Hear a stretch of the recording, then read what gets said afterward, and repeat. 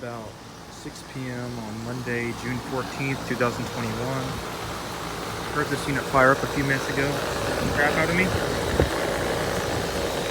But here it is running. I don't think I filmed it running since I got a start of it last summer.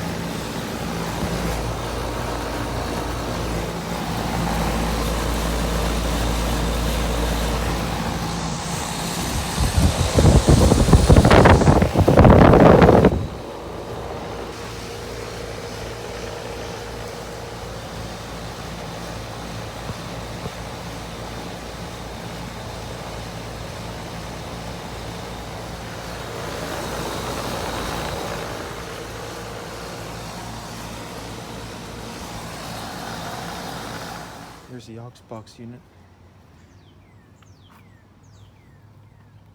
which replaced the 310 ICP that used to be here. It's got some nice blue coils.